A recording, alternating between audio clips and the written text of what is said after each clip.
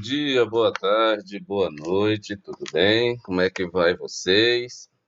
Espero que esteja tudo bem. Eu sou o professor Júlio Eduardo e nós aqui estamos para mais uma videoaula. Videoaula essa que fala sobre mudança de estado físico. Peço a você que não é inscrito no canal que venha se inscrever. A você que é inscrito, peço para que compartilhe com seus grupos de Facebook, WhatsApp, a todos os seus, dê um like ali no nosso vídeo, né? E que possamos aí ter uma ampla divulgação do nosso trabalho. O assunto de hoje, mudança de estado físico. Assunto bastante interessante, né? Porque nós vamos falar nós estávamos na última aula sobre calorimetria, e nós tínhamos lá o calor latente. E o calor latente ela ocorre nas mudanças de estado físico. Essa aula ela é bastante tranquila, muita gente já ouviu esse conteúdo, só que eu vou aqui acrescentar o diagrama de fases, que vai ser a parte nova que vocês ainda não, talvez não tenham visto, tá? Então, sem mais delongas, vamos para a nossa videoaula de hoje.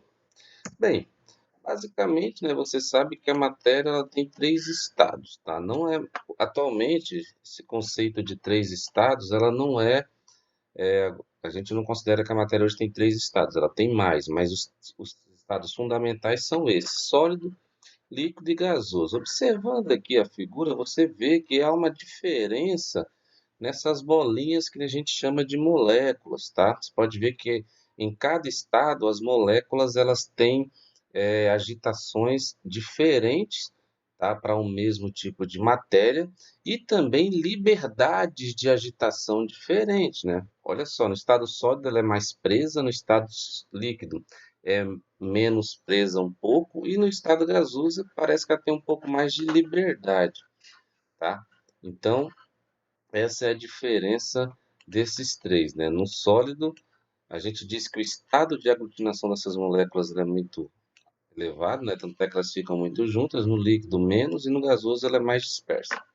Tá? Isso está relacionado às forças de coesão entre as moléculas, né? Que acabam, no primeiro caso, sendo muito forte, por isso que elas ficam mais próximas, e nos outros um pouco mais afastadas. Bem, tem aqui um outro slide aqui que vai auxiliar vocês a entender um pouco disso. Ó, no estado sólido, nós temos aqui uma maior agregação entre as moléculas, tá? Então elas ficam mais juntas. No estado líquido, a agregação ela é média. E no estado de gasoso, né, a agregação é praticamente bem pequena, né, de modo que ele tenha liberdade, né? Bem, outra coisa que é bom vocês observarem é que no estado sólido, os constituintes se apresentam muito próximos. O que que isso causa na prática, né? Se a gente não vai analisar moléculas, nós vamos analisar no campo um pouco mais maior, né? O campo macroscópico. Então você vê que todo sólido ele tem forma e volume fixo. Então, se você pega um objeto, uma caneta que está no estado sólido, né? E você coloca ela em qualquer lugar, ele não vai mudar a sua forma e muito menos vai alterar o seu volume, tá? Então isso é muito importante. Já no estado líquido, os constituintes se apresentam muito próximos, mas de forma desorganizada. Por quê? Porque eles têm um pouco mais de liberdade, tá? Do que no estado sólido. Então, eles até têm a forma variável, tá? Então, se você for observar, se você pega um líquido num determinado recipiente que tem ali uma forma e você joga o líquido em um outro recipiente com uma forma diferente, o líquido vai adquirir aquela forma. Porém, o volume, que é o mais importante para esse caso aqui, já não é diferente, ela é constante. Ou seja, um litro de água num recipiente, por exemplo, cilíndrico, né? Totalmente cilíndrico, não um cilindro perfeito, vamos dizer assim, seria 1 litro num outro recipiente que poderia ser cilíndrico, mas achatado, né, no meio, ou embaixo, ou em cima, tá? Mas o volume fica igual, o que muda é a forma, beleza? Já no estado gasoso, os constituintes, que são as moléculas, se apresentam muito distantes. Então, tanto a forma como o volume, eles acabam sendo variáveis, tá? Então, ele não vai ter nem forma e nem volume constante, ele vai alterar os dois. Então, no estado líquido só altera a forma, e no estado gasoso os dois, e no estado sólido não altera nenhum, beleza? Bem, vamos para frente aí. Então, isso está relacionado com o quê? Com a agregação das moléculas, tá? Então, essas moléculas, elas têm aqui essas pontes de hidrogênio. Essas pontes de hidrogênio resultam em agregações locais, tá? Então, no estado líquido, por exemplo, essa agitação térmica contínua das moléculas de água tem vida curta, então elas se quebram, tá? Formando configurações mais aleatórias. Então, no estado sólido, ela é bem mais melhor. As pontes de hidrogênio, elas mantêm um pouco presa essa posição, mas elas acabam, às vezes, dependendo da agitação, né, se rompendo, né, consequentemente formando configurações um pouco mais aleatórias, diferentes, tá? Bem, só aqui uma demonstração para vocês verem a diferença entre outros. Então, agora vamos para o nosso assunto propriamente dito. Então, nós temos aqui, ó, o estado sólido, né? Um exemplo claro é o gelo, né? Estado líquido, a água, né? A torneira de água, e o estado de vapor, né? A formação de nuvens ou gasoso, né? Lembrando que aqui, apesar de ser estado gasoso, mas a gente usa o conceito de vapor, né? Porque a gente vai ver posteriormente que o gás ele não retorna, tá? Então, quando você muda do estado sólido para o estado líquido, ocorre o que a gente chama de fusão. E do estado líquido para o estado de gasoso, né, ou de vapor, vaporização. Agora, do estado de vapor para o estado líquido, tem dois nomes, liquefação ou condensação. E o estado líquido para o estado sólido, solidificação. Além disso, tem a mudança direta do estado sólido para o gasoso e o gasoso para sólido. O nome disso, sublimação. Então, a gente vai estudar agora separadamente cada um deles. Então, vamos lá. Primeiro, opa, beleza, vai dar certo. Então vamos começar com a fusão. O que é a fusão? Como eu falei, mudança do estado sólido para o estado líquido. Então aqui você está vendo aí, ó, o gelo virando água, né? Então você está tendo aí a fusão do gelo, beleza? Nós temos ainda a vaporização, que é a mudança do estado líquido para o estado gasoso. Então, quando você pega ali e vai aquecer uma água, se você deixar, daqui a pouco aquela água evapora, consequentemente, ela evaporando, ela vaporizando, né?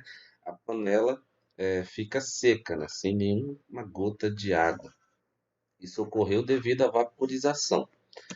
Bem, nós temos aqui ainda a a vaporização ela pode ocorrer de três formas. Então, nós temos aqui a vaporização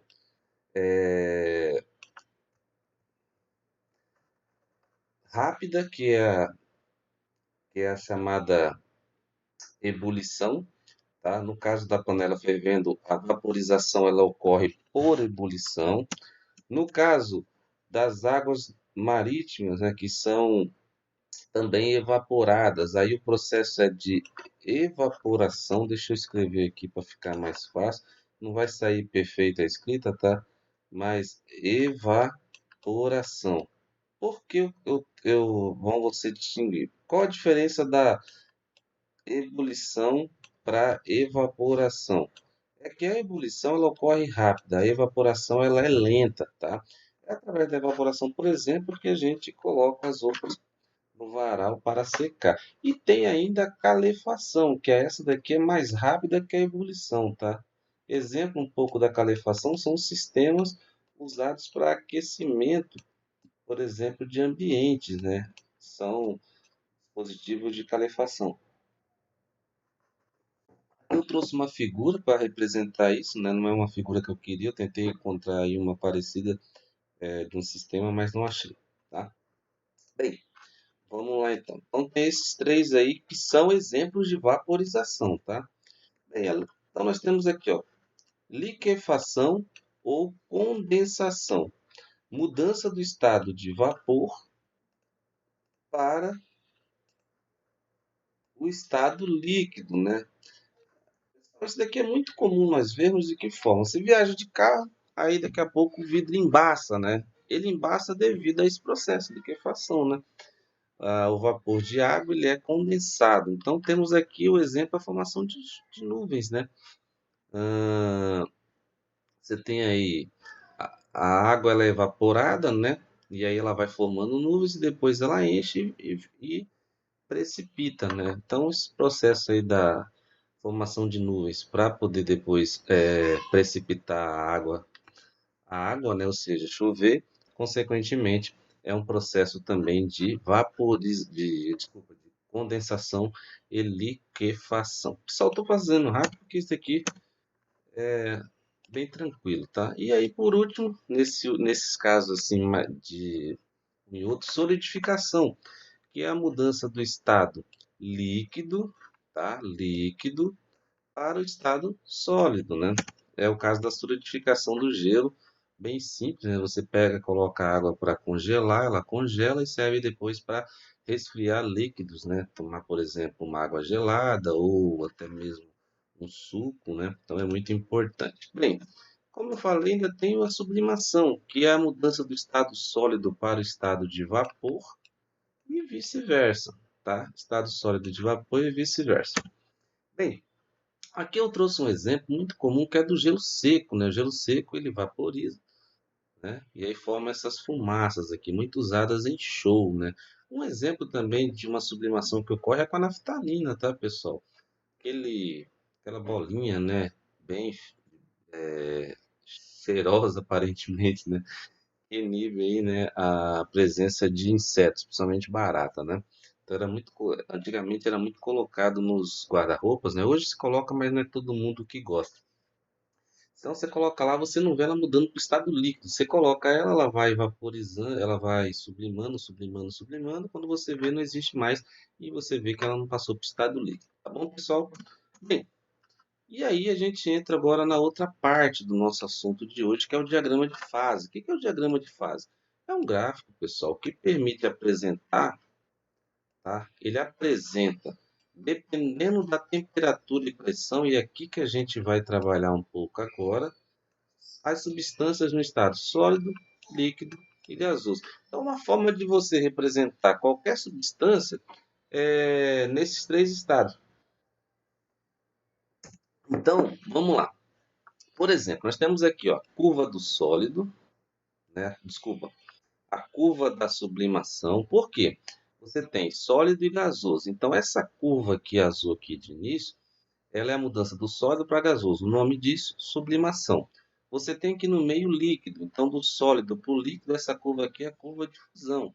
E você tem também do líquido para o gasoso. Então, essa curva aqui é a curva da vaporização. É lógico que vai depender da ordem, tá? Se for do sólido para líquido, fusão. Do líquido para o sólido, solidificação. Se for do líquido para gás, para gasoso, né? É a vaporização. Se for o contrário, liquefação ou condensação. E de sólido para gasoso e vice-versa, sublimação. Então você tem aqui a representação dos três estados físicos no mesmo gráfico. Isso dependendo do que? Da variação. Opa, deixa eu.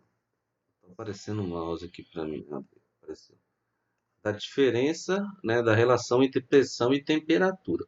Bem, é importante entender que a pressão e a temperatura são diretamente proporcionais, tá?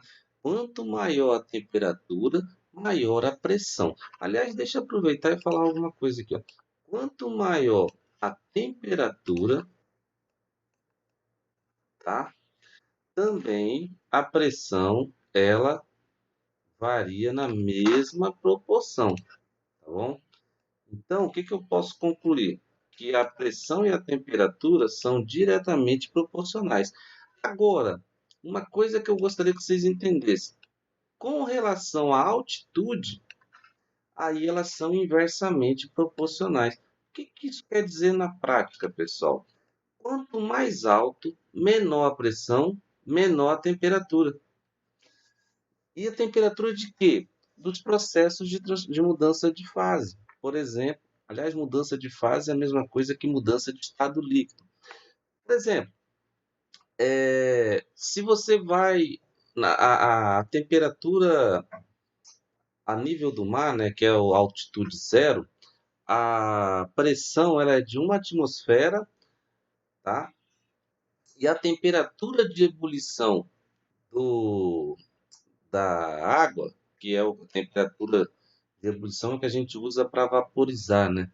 Então é de 100 graus Celsius. Se você vai para uma altitude maior, por exemplo, em La Paz, como é mais alto, consequentemente o ar é mais rarefeito, então diminui a pressão. Diminuída a pressão, diminui a temperatura. Você pode ver que lugares mais altos tendem a ser mais frios, tá? E consequentemente diminui também a temperatura de ebulição. Então, por exemplo, se você fosse ao mesmo tempo fazer um teste, né, com a mesma tipo de panela, né, ferver a água, você ia ver que você ia ferver mais rápido a água a nível do mar do que em lugares mais altos. Por quê? Porque a nível do mar a temperatura seria maior de ebulição. Então, o processo da mudança de fase, né, da vaporização, ocorreria a uma temperatura mais alta, a 100 graus. Lá em La Paz, salvo engano, acho que é 90 e poucos graus a temperatura. Posso estar enganado, mas ele é menor que 100. Então, lá vai ferver, ou seja, vai mudar de fase, vai vaporizar a essa temperatura. Então, consequentemente, uma temperatura mais baixa. Então, se você fosse, por exemplo, cozinhar, demoraria mais em lugares mais altos, tá? Para cozinhar a mesma quantidade de alimentos sob a mesma potência térmica, tá? Em lugares mais altos do que em lugares mais baixos, devido que à temperatura de ebulição. Beleza? Outra coisa também, que aí é uma dica que é muito comum, as pessoas quando elas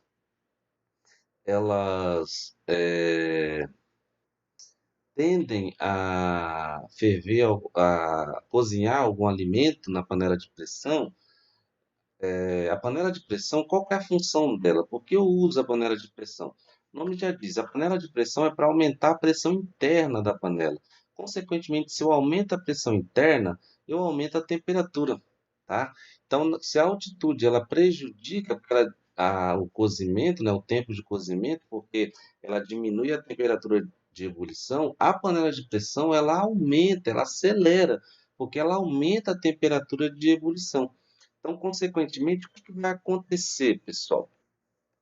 Ela vai aumentando a pressão, ela vai fazer a mudança de estado, né, de ebulição a uma temperatura maior. É por isso que se usa a panela de pressão. E uma coisa que a gente tem que entender, quando começa o processo de cozimento, lá que a panela pegou a pressão, né, popularmente conhecida, ou seja, começou o processo de vaporização, não é bom você não precisa mais manter o fogo alto, você pode baixar o fogo, porque a partir dali não vai ter alteração de temperatura. A única coisa que vai ocorrer ali é mudança de estado, e consequentemente, quando ocorre a mudança de estado, ela vai ocorrer com a mesma temperatura. Então, você diminuindo a potência, não vai interferir ali, tá? Diminuindo ali o fogo, porque ele já entrou no processo de mudança de estado. Isso já caiu até no Enem, tá? Foi uma questão que caiu no Enem, muito interessante. Então, o diagrama de fase permite isso, tá? Então, lembre-se, maior pressão, maior temperatura e vice-versa, e eles são inversamente proporcionais à altitude. Bem, aqui eu trouxe dois gráficos para vocês, diagrama de fase, uma da água. Observe que aqui nós temos dois pontos que precisamos analisar. O primeiro é o PT aqui, que é o ponto triplo, ou seja, nessa temperatura de 1 vezes 10 a menos 2 graus Celsius e de 6 vezes 10 a menos 3 atmosfera, você tem aqui os três estados ao mesmo tempo, pessoal, tá? Ou seja, a água vai se encontrar nos três estados, sólido, líquido e gasoso, ao mesmo tempo. Tá? Isso é possível. Você vê no mar, por exemplo. Bem, e o ponto crítico aqui é o que a gente chama tem um ponto crítico e tem a temperatura crítica, pessoal. A temperatura crítica, ela é o que diferencia o gás do vapor, tá? Aqui o ponto crítico tem a ver também com a pressão. Ó. Passou aqui, não importa a, a variação de pressão, tá? Pode ver que a pressão aqui está aumentando, beleza? Mas mantendo a mesma temperatura. Bem, o que eu quero dizer aqui no ponto crítico? Na temperatura crítica. Passou da temperatura crítica, o corpo ele passa a ser agora gás. E uma vez que ele é gás, ele não é, se para que ele volte aos outros estados é um pouco difícil, praticamente impossível. Então, para mudar de vapor, ele não vai acontecer simplesmente por diminuição de pressão, tá? Então, esse ponto crítico me permite isso. Então, lembre-se, o estado gasoso, propriamente dito, ou seja, quando a matéria ela é um gás, consequentemente, ela é difícil retornar aos outros estados, o líquido e sólido. O vapor, facilmente, por variação de pressão e temperatura. O gás, não necessariamente por variação de pressão. Por isso, esse ponto crítico aqui, ou temperatura. Tá? Então a gente diz que é praticamente impossível, né? Pode acontecer, mas em condições bem específicas, mas não tão simples assim, tá? Então esse daqui esse né, o ponto crítico aqui da pressão é 217 atm, tá? Isso para a água. Se for outra substância, pessoal, é um pouco diferente. Tá? Por exemplo, do gás carbônico já é um pouco diferente, ó. O ponto triplo ocorre a 5 atmosfera, tá? Lá era 6 vezes 10 a menos 3 a atmosfera, aqui é 5. E aqui, pô, quase 20, né? Por aí, graus Celsius. Então, o diagrama de fases representa isso. E olha que a curva lá da água, ele era aqui, ó, tá? Ele formava basicamente uma uma concavidade para cima, tá? Aqui sendo o ponto mínimo, assim, fazendo uma correlação com a matemática. Mas no caso do gás carbônico, a curva já é para o mesmo lado aqui, né?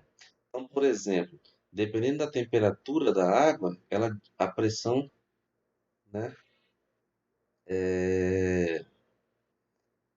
A gente tem lá a questão da anomalia da água, então tem uma pequena variação, por isso que tem aquela curva diferente. Se eu tivesse aqui um outro elemento, um gás qualquer, alguma outra situação, seria outro formato de gráfico, tá? Então, como eu falei, o diagrama de fases permite você correlacionar os três estados dentro de um gráfico relacionando pressão e temperatura.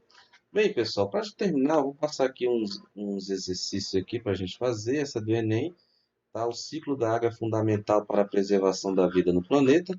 As condições climáticas da Terra permitem que a água sofra mudanças de fase e a compreensão dessas transformações é fundamental para se entender o ciclo hidrológico. Até aqui, blá blá blá, né?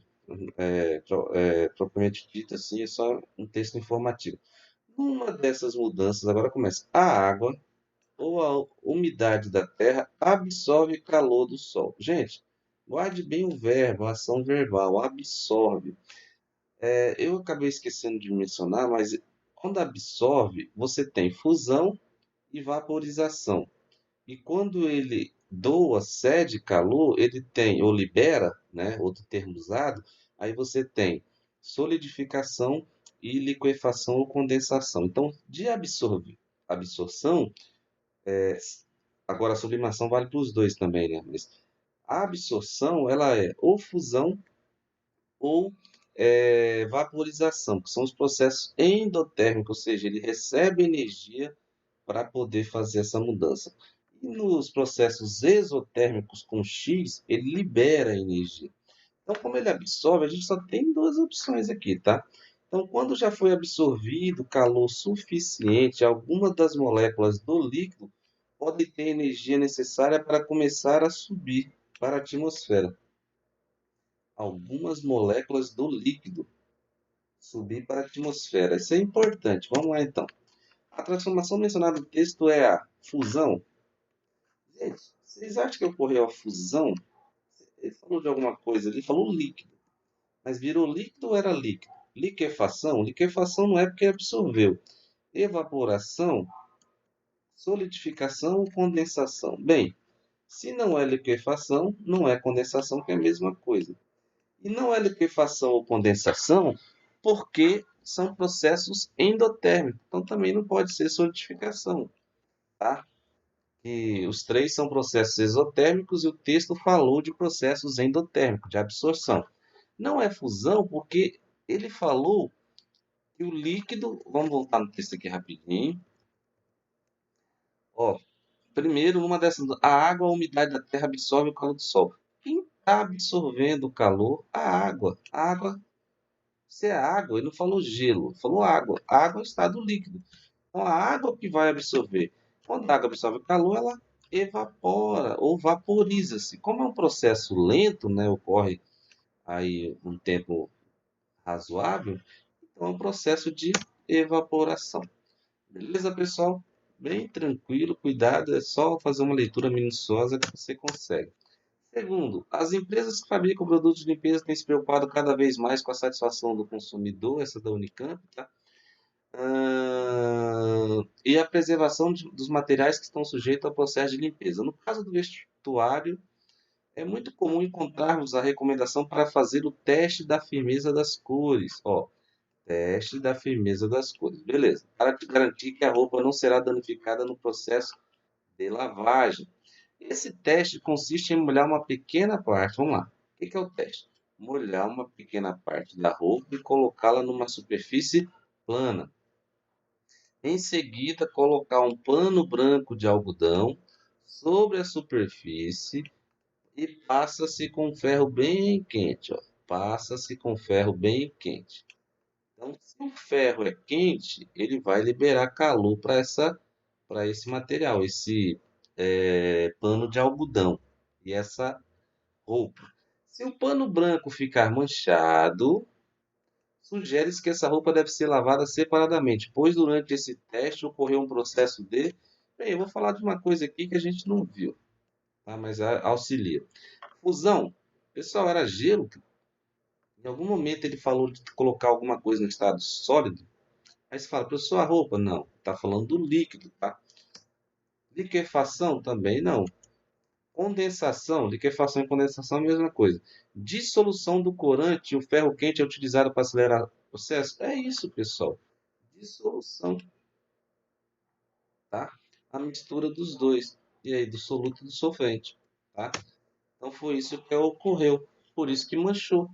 Misturou com. Aí o que que acontece? Como ele está aquecendo, o aquecimento acelera esse processo, porque o ferro ele aquece rápido. Então, o ferro quente ele acelera esse processo de dissolução, misturando, por isso que manchou. Ou seja, isso garante que, se ele colocar na máquina, vai manchar a roupa, as roupas escuras.